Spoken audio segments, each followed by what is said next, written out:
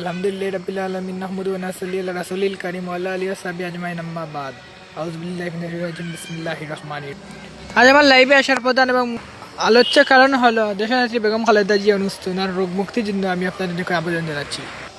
Mother of democracy মহান আপসীন দেশনেত্রী মহিষী বেগম খালেদা খানম পুতুল জিয়া আজ অসুস্থ, অনেকই অসুস্থ। ওনার জন্য দোয়া চাচ্ছি। উনি এবার কেয়ার হাসপাতালে রাজধানীতে ভর্তি আছেন এবং আগামী রোববারে ওনাকে চিকিৎসকের পরামর্শ নিয়ে লন্ডনে যাবেন চিকিৎসার জন্য।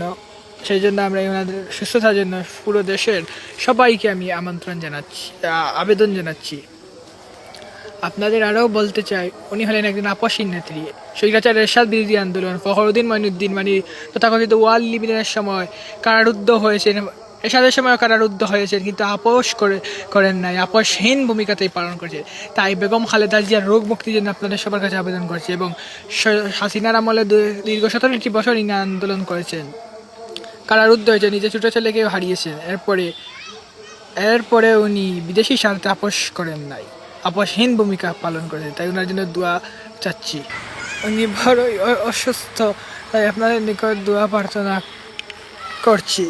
আপনারা সবাই দেশনেত্রী বেগম খালেদা জিয়ার দোয়া করবেন। খোদা হাফেজ। বাংলাদেশ জিন্দাবাদ। শহীদ জিয়া অমর হোক। খালেদা জিয়া জিন্দাবাদ। তারেক জিয়া জিন্দাবাদ। বাংলাদেশ জিন্দাবাদ। বাংলাদেশ জাতীয়তাবাদী দল বিএনপি জিন্দাবাদ। বাংলাদেশ জিন্দাবাদ।